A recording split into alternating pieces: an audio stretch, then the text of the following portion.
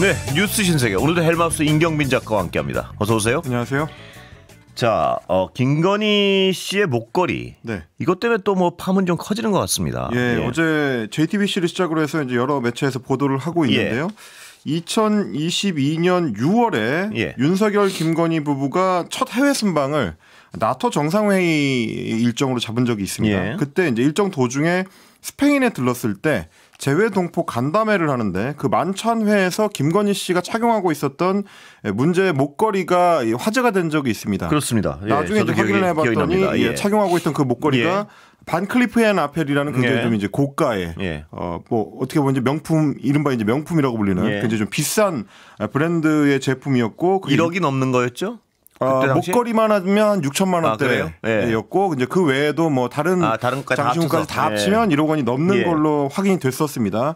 그래서 이게 뭐 본인 거라면 그렇게 문제될 건 아닌데 물론 뭐 이제 대통령 배우자가 그렇게까지 화려한 장신구를 하고 다닐 필요가 있느냐가 이제 국민사회에서 문제될 수 있겠습니다만, 알고 봤더니 이제 별도로 재산 신고를 할 때 없었던 장신구였다는 겁니다. 근데 이제 우리 재산 신고를 할 때는 그런 고가의 재산은 신고하도록 되어 있는데 빠져 있었기 때문에 그러면 이게 어떻게 된 거냐라고 이제 물어봤더니 그때는 지인한테 잠깐 빌린 거다. 그렇습니다. 이렇게 해명을 했었습니다. 1억 원 상당의 장신구를 지인한테 빌렸다라고 해명을 해서 그거 자체도 꽤 논란이 됐었는데요.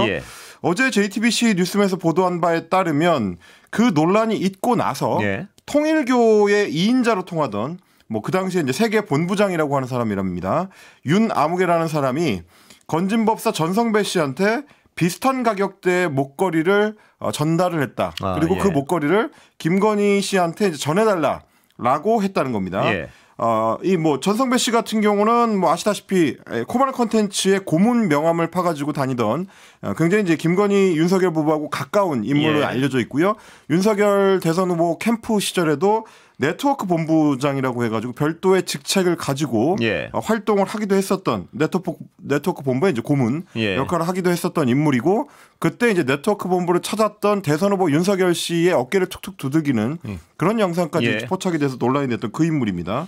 그랬는데 이 이제 굉장히 좀 어떻게 보면 김건희 씨와 연결될 수 있는 중요 인물을 전성배 씨로 설정을 하고 전성배 씨를 통해서 초고가의 목걸이를 전달하려고 했다. 그것도 이제 다이아몬드가 이제 박혀 있는 6천만 원 상당의 목걸이였다고 합니다. 이게 그럼 이게 어디 있나요 지금 이 목걸이가 그럼? 일단 이제 검찰에서 확인해 봤을 때는 이른바 이제 법사폰, 건진법사의 그 이제 휴대전화를 포렌식하는 과정에서 이런 내용들이 이제 드러났고요. 그래서 이제 윤 전 본부장을 검찰로 불러서 확인을 해봤다고 합니다. 실제로 검찰 조사에서도 김건희 씨한테 전해달라고 하면서 목걸이를 건넨 사실을 인정을 했습니다. 내가 선물을 할 테니까 그렇게 빌리지 말라고 하셔라 라는 얘기를 이제 하면서 맡겼다는 거고, 근데 전성배 씨는 정작 그 목걸이를 받기는 받았는데 내가 잃어버려서 김건희 씨한테 전달을 못했다. 이렇게 지금 주장을 하고 있는 상황입니다. 그러면 그 목걸이가 지금 어디 있는지 모르는 거군요. 검찰이 아직 이제 파악을 못한 거죠. 그리고 전성배 씨 말대로 하면 이제 없어진 거라서. 근데 사실은 뭐 이 해명을 그대로 받아들일 만한 우리 청취자분들은 없으실 것 같아요. 6천만 원짜리 다이아 목걸이를, 그것도 대통령 배우자한테 전달하라고 받은 목걸이를 뭘 하다 어떻게 해야 잃어버릴 수 있느냐. 이제 이런 종류의 그 장신구 같은 것들은 그냥 손에 덜렁덜렁 달고 다닐 수 있는 것도 아니잖아요. 여러 가능성 중에 가장 가능성이 적은 게 잃어버린 거고요, 보면. 그렇죠. 그런데 이 가능성이 있는 거 아닙니까? 배달 사고 이른바. 그 가능성도 배제할 수는 없겠군요.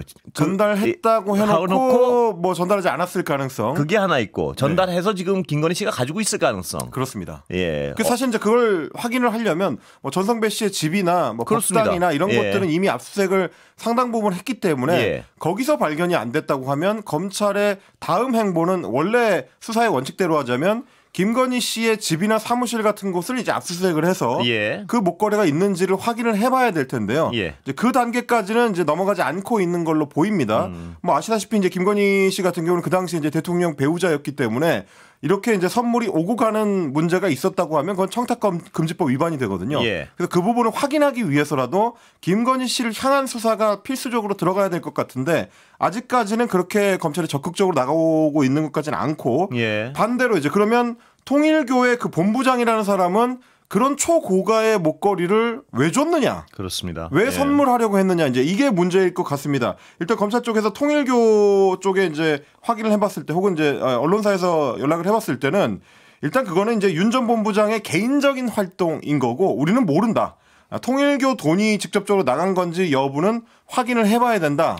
라고 입장을 밝혔다고 하는데 사실 이것도 좀 옹색한 입장이긴 하죠. 그렇습니다. 6천만 원이 넘는 돈이 교회 자금으로 나갔다고 하면 그거는 이제 뭐 횡령이나 배임으로도 갈 수 있는 거기 때문에 이 부분을 본인들도 신속하게 확인을 해봐야 될 텐데 아직도 확인이 안 됐다는 것도 이제 의문스러운 점이고요. 그리고 윤 전 본부장 본인이 뭐 이제 교회에서 활동을 하면서 영상으로 확인된 내용에 따르면 로비를 하기 위해서, 그러니까 이제 김건희 씨나 혹은 윤석열 당시 대통령을 통해서 우리 어떤 민원 사안을 해결하기 위해서 만남을 추구했던 정황들이 이제 확인이 됐거든요. 그렇다면 이 다이아몬드 목걸이가 예전에 이제 디올백 논란 때처럼 김건희 씨를 만나고 혹은 뭔가 부탁을 하기 위한 청탁 목적으로 건네진 것 아니냐, 이런 의심을 할 수밖에 없는 그런 상황인 거죠. 김건희 씨 근처에만 가면 검찰 수사나 하여튼 그 시작과 끝이 없어요, 보면. 네, 속도를 급격하게 잃어버리는 뭐 그런 상황인 것 같은데, 지금 이제 그 건진법사 전성배 씨하고 통일교 사이에 오갔던 게 이 다이아몬드 목걸이만 있는 게 아니고 기도비 명목으로 3천만 원 정도를 윤 전 본부장이 보냈고 실제로 수사를 하는 과정에서 현금 다발이 나왔다고 합니다. 500만 원씩 뭐 두어 차례 받았다라고 전성배 씨 본인도 진술한 걸로 봐서는 금품이 오간 거는 확실한 상황이고요. 그러면 이제 이 금품이 어떤 목적으로 갔느냐? 뭐 윤 전 본부장이 강연이나 이런 걸 통해서 이야기했던 대로 하자면 통일교의 민원 사안을 대통령 부부에게 직접 전달하기 위해서, 그러니까 독대를 위해서 이런 그 금품들을 전성배 씨한테 브로커 형식으로 줬던 거 아니냐라는 의문이 드는 거고, 실제로 윤 전 본부장이 윤석열 씨와 1시간에 걸쳐서 독대했다고 말했던 그 이 녹취도 있기 때문에 결국은 로비 창구로 전성배 씨가 활용된 것 아니냐, 이렇게 좀 의심해 볼 수 있는 부분입니다. 그런데요, 이 전성배 씨 집에서 한국은행의 포장지 그대로의 한국은행 돈이 발견됐다. 이건 뭔가요? 그러니까 사실 이제 일반인들, 이른바 이제 단순 민간인들이 접할 수 없는 포장재가 나왔다는 건데요. 검찰이 이제 건진법사의 집을 압수수색하는 과정에서 5천만 원 묶음이죠. 이제 신권 다발이 뭉칫 돈으로 있는 거를 확인을 한 건데, 현금 5만 원권을 묶음으로 묶어놓은 게 3,300매, 1억 6,500만 원이 이제 있어서 그걸 이제 압수를 했고, 그 중에서도 5천만 원어치 신권은 한국은행이라고 적혀 있는 비닐로 포장이 되어 있었다는 겁니다. 이거는 이제 단순하게 그냥 은행 창구에 가가지고 그 비닐로 좀 싸주세요 라고 한다고 해서 받을 수 있는 성격의 것이 아니거든요. 이거는 이제 한국은행에서 금융기관으로 전달을 할 때만 사용하는 포장지를 직접적으로 지금 노출이 된 그런 상황입니다. 이 비닐에 적혀 있는 거 보니까 이제 기기번호라든지 담당자, 책임자, 뭐 일련 번호 이런 것들이 적혀 있었고, 날짜가 2022년 5월 13일이었습니다. 그러니까 윤석열 씨가 대통령에 취임하고 난 3일 뒤에 날짜로 적혀 있는 한국은행의 발권 신권 묶음 뭉치가 발견이 된 겁니다. 한국은행이 돈을 만들어 찍어냈는데 그 돈이 고스란히 갔다고 의심할 수 있는 거 아니겠습니까? 그렇습니다. 어디에 유통된 적이 없는 한국은행 신권이 전성배 씨한테 그대로 갔던 거고요. 상당한 일이군요. 그래서 이제 윤건영 의원실에서, 민주당 윤건영 의원실에서 확인을 해봤는데, 한국은행에서는 일단 이런 포장 상태는 금융기관으로 나가는 것이다. 그러니까 일반적으로 그냥 사인한테 전달할 수 있는 형태는 아니라는 설명이 되는 거고요. 뭐 담당자나 책임자나 일련 번호 같은 것들은 지폐를 검수할 때 쓰이는 거기 때문에 이게 신권 발행이 되고 나서 검수했다는 의미로 이제 적어 놓는 거라서 그 일련 번호만으로는 그 현금이 어디로 전달된 건지는 알 수가 없다. 이렇게 이제 밝혔다고 합니다. 그러면 결국 이 현금 뭉치, 신권 뭉치가 나와서 전성배 씨한테 전달되는 중간 과정, 누가 이 역할을 했느냐, 이게 결국 이번 수사에 굉장히 좀 중요한 핵심 연결고리가 될 것 같고요.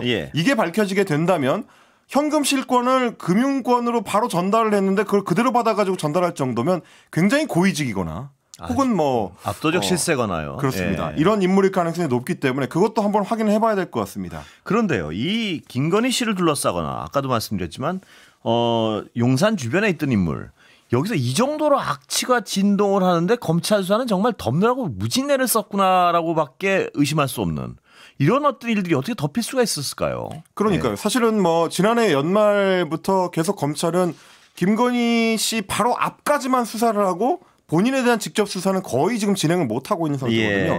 근데 이제 전성배 씨 사건이 앞으로 굉장히 좀 중요해지겠다, 혹은 이제 주목할 만한 사건이 되겠다라고 생각이 되는 게 이렇게 이제 수상한 돈들이 나오는 것도 문제지만 이 법당과 주거지를 압수수색하는 과정에서 전성배 씨가 갖고 있던 명함 수백 장을 확보를 했는데 그 명함들이 다 대기업 임원이라든지 정치인들이라든지 혹은 법조인들, 경찰 간부 이런 인물들이었다고 합니다. 그러니까 전성배 씨가 평소에 만나고 다니거나 소개를 받았던 사람들의 수준이 예상을 훨씬 뛰어넘는다. 굉장히 정권 깊숙이까지 혹은 정치권 깊숙이까지 연루된 정치 브로커로 활동했던 것이 사실상 확인이 되는 상황이고요. 이렇다라고 하면 이제 수사 범위를 넓혔을 경우에 어느 정도까지 이제 수사가 넓혀질 수 있을 것이냐, 이것도 굉장히 좀 주목을 할 수밖에 없는 뭐 그런 상황입니다. 지금 드러나는 걸 보면요, 한간에 그런 소문이 있지 않았습니까? 천공이나 명태균 씨의 사건보다 이 건진을 둘러싼 사건이 훨씬 더 파괴력이 어마어마할 것이다. 그런데 그 얘기들이, 그 소문들이 이런 정도라면요.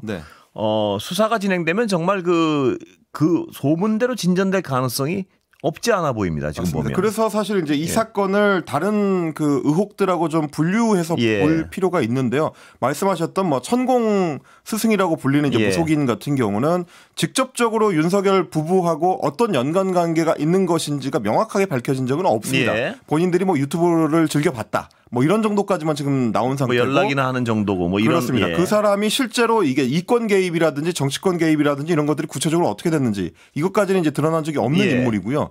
그리고 이제 명태균 씨 같은 경우만 하더라도 뭐 이권 개입이라든지 혹은 정치권 개입이 지금 확인이 돼서 수사가 진행 중이고 이제 뭐 공천 개입에도 직접적으로 연루된 정황들이 나왔습니다만, 이 사람 같은 경우는 이제 뭐랄까 이제 직접적으로 직함을 받고 활동한 사람은 아니었거든요. 그런데 건진법사 전성배 씨 같은 경우는 말씀드렸던 것처럼 대선 전국에서 공식 대선 캠프의 네트워크 본부의 고문으로 이제 활동을 했었고, 그 사무실에서 직원들을 윤석열 씨한테 직접 당시 후보한테 소개해 줄 정도로 깊숙이 선거에 개입한 인물이었고요. 그리고 대통령이 당선되고 난 이후에도 뭐 활동 반경이 굉장히 넓어서 대기업 임직원들을 만나고 다닌다.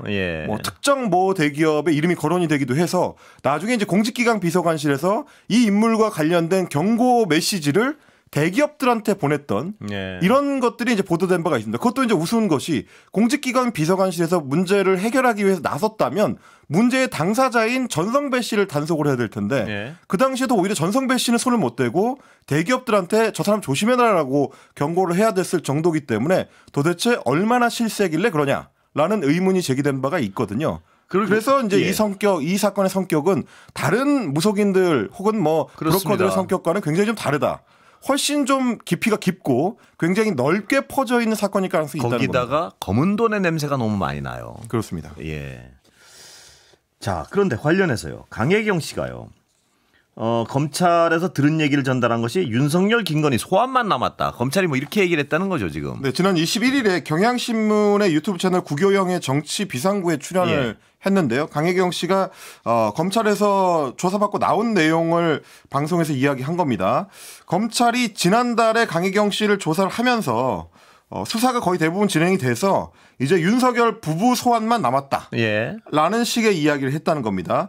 서울시장 그 보궐선거 여론조사 비용 대납 관련해 가지고 참고인 조사를 받았는데, 그때 이제 검사한테 윤석열, 김건희 부부와 관련해서 제가 혹시 추가로 진술할 게 있느냐 이렇게 물어봤더니 이제 그쪽은 소환만 남았다. 라고 이야기를 했다는 겁니다. 그래서 윤석열 부부 그러면 소환은 언제 하느냐 이렇게 물어봤더니 조율 중이다라고 답을 했다는 거거든요. 근데 이제 이게 이제 조사를 받았던 시점이 이미 지난달이기 때문에 조사 시점을 조율하고 있었다면 어느 정도 윤곽이 나와야 될 텐데 여전히 좀 무소식인 상황입니다. 얼마 전에는 검찰이 직접적으로 조율하고 있고 김건희 씨 쪽에서는 변호인을 선임을 했다라는 보도가 나오기도 했는데 그 뒤로도 역시 진척은 없는 상황이라 예. 언제쯤 검찰이 제대로 속도를 낼 수 있을지, 그러니까 사건의 어떤 실체라고 할 수 있는 인물들 윤석열 씨와 이제 김건희 씨에 대해서 언제쯤 소환 조사를 하게 될지 이런 것들만 지금 국민들이 몇 달째 지켜보고 그렇습니다. 있는 상황입니다. 내란 수계 혐의 외에도요. 수사를 할 대상이 너무나 많아요, 보면. 네. 그런데 지금 검찰로서는 그 수사를 본격적인 수사를 기대하기 어려운 상황 같아서 다시 또 특검으로 도돌이표 같은데요. 그러니까 사실 지금까지 진행됐었던 사건들 혹은 뭐 제기된 의혹들에서 되짚어 보자면 기존에 나왔었던 의혹들은 대부분 단순 한 번의 일회성 사건으로 끝나지 않는다는 게 지금 확인이 되는 거거든요. 최재형 목사가 이제 김건희 씨를 찾아가서 디올백을 건네는 장면을 이제 촬영했을 때만 하더라도 저희도 사실 생각을 했던 게 이걸 이렇게 쉽게 받아들이는 사람이 이런 선물을 너무 쉽게 허용을 하고 너무 쉽게 받는 사람이 과연 저것만 받았겠느냐. 그렇습니다. 그 당시 처음부터 얘기를 했었죠. 그렇습니다. 그 당시 코바나 컨텐츠 사무실 앞에 줄지어 앉아있던 사람들이 들고 있던 그 쇼핑백 안에는 도대체 뭐가 들어있었던 거냐라는 의문을 품은 바가 있는데 이번에도 이제 드러난 것처럼 통일교처럼 정치권 로비를 적극적으로 하는 종교단체한테서 보석을 받은 장신구를 받은 고가의 장신구를 받은 지금 정황이 한 번 더 확인이 된 거지 않습니까? 그러면 과연 이런 사건들이 이 두 건에 그칠 것이냐? 그렇지 않을 가능성이 이제 매우 높을 거고요. 그러면 기존에 본인들이 이제 지인한테서 받았다라고 해명했었던 그 장신구는 그러면 실제로 빌린 거냐 혹은 받은 거냐 이런 의문들이 이제 꼬리에 꼬리를 물 수밖에 없는 거고 그 과정에서 로비력을 행사했다고 하는 사람들이 워낙 지금 많이 나오고 있기 때문에 그 사람들한테 받았었던 로비는 다 어떻게 됐을까? 이런 의문들이 계속 꼬리에 꼬리를 물 수밖에 없을 것 같습니다. 정말 수사할 대상이 산더미군요. 이 많은 걸 덮느라고도 참 애를 썼을 것 같아요. 이걸 드러나지 않게 누르느라고도 많은 행정력이 동원됐을 것 같다는 느낌이 듭니다. 그러니까 사실 국민들이 지켜보는 입장에서는 지금 답답할 수밖에 없는 게 이미 윤석열은 이제 파면당해서 민간인 신분이 된 상태라 특히 그 중에서도 원래 민간인이었던 김건희 씨에 대한 수사를 속도를 못 낼 이유는 우리가 봤을 때는 없어 보이거든요. 그리고 이 정도로까지 여러 차례에 걸쳐서 지속적으로 소환 조사를 조율을 해놓고 저쪽에서 정작 아무런 답변이 없거나 제대로 소환 조사에 응할 어떤 그 기미가 안 보인다고 하면 수사기관에서 원래 같으면 체포를 하거나 뭔가 조금 더 적극적인 강제 이제 신병을 확보하려는 노력을 해야 될 거거든요. 그런데도 아무런 진척이 없다라는 거는 결국 수사 의지가 없는 것 아니냐. 그거 아니면은 누군가가 강하게 누르고 있구나요. 여전히. 그렇습니다. 그 누군가도 짐작이 가는 상황이고요.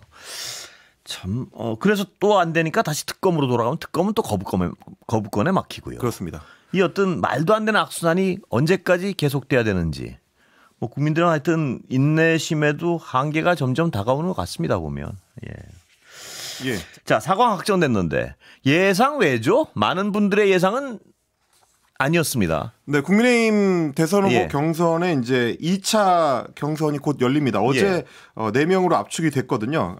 근데 이제 결과적으로 보면 김문수 후보 그리고 이제 한동훈 후보, 홍준표 후보, 안철수 후보까지 이제 합류가 된 걸로 확인이 됐고요. 헬만은 예상했습니까 혹시?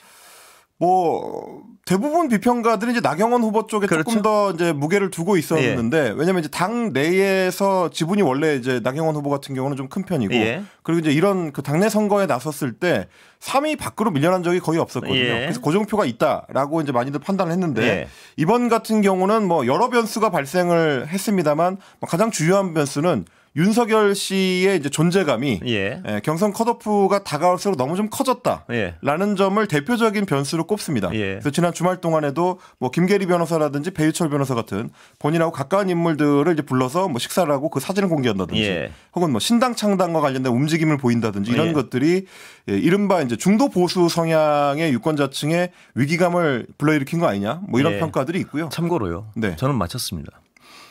네네네. 축하드립니다. 네. 농담입니다. 다른 한편에서는 이번 1차 경선의 이제 경선 룰 자체. 그러니까 이제 당원들한테 묻지 않고 100% 이제 여론조사로 진행한 것. 뭐 물론 이제 안전장치를 둬서 지지층과 무당층이 한정하긴 했습니다만 광고 듣고 그런 측면이 기능한 것 같습니다. 자, 아까 4강이요. 네.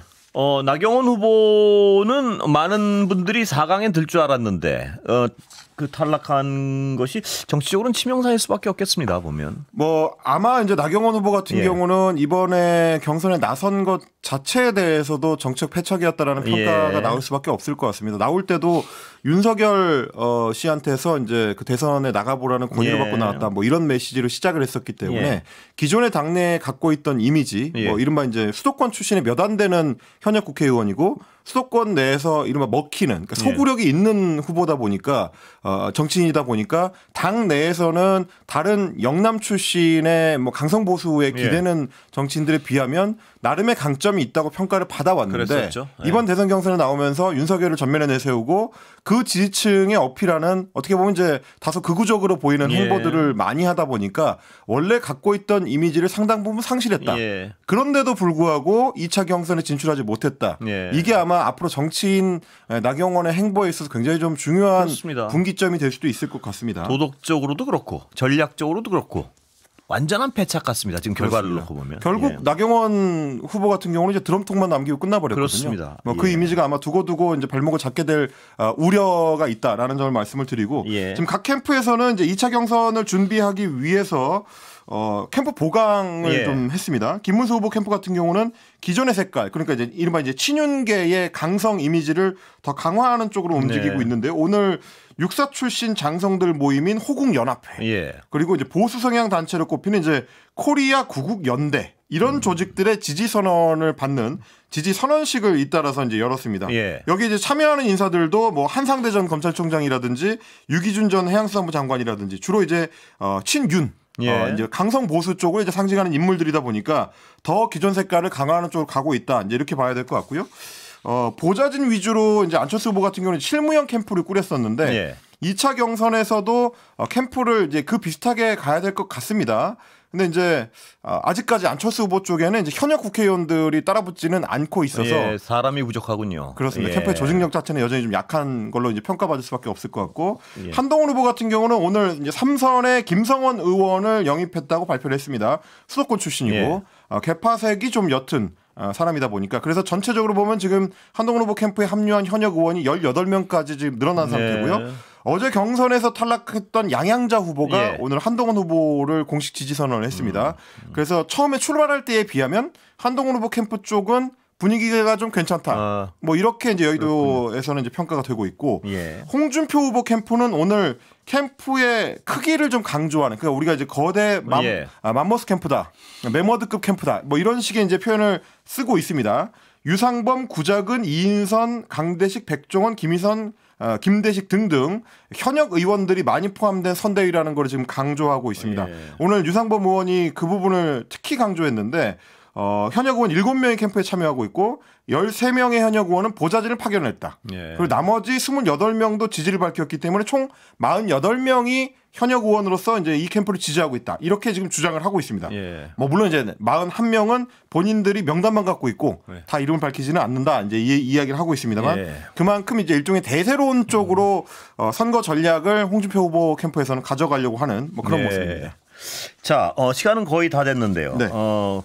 민주당 얘기도 잠깐 하고 끝내면 될 것 같습니다. 이재명 후보가 어떤 실용주의 노선을 점점 더 강화하는 것 같습니다. 네, 이른바 이제 중도 공략을 위해서 대체로 최근의 행보가 이제 보수적이다 이렇게 이제 평가를 드릴 수가 있을 것 같은데 어제는 이제 정규재 전 한국경제 주필 그리고 조갑제닷컴의 조갑제 대표 이른바 이제 보수 대표 논객들 2명을 만났는데 이 두 사람이 이제 만남 이후에 이재명 대표랑 어떤 이야기를 나눴는지 전했는데요. 정규재 전 주필이 전한 바에 따르면 장관을 보수 진보 가리지 않고 그냥 일 잘하는 사람을 모시려고 한다. 그러니까 이제 개파색이라든지 혹은 뭐 진보 보수 이념색을 좀 빼고 일 잘하는 쪽, 실용주의적인 쪽에 이제 초점을 맞추려고 한다라고 이야기를 했던 것 같습니다. 여기까지 듣겠습니다. 임경빈 작가 수고했습니다. 고맙습니다.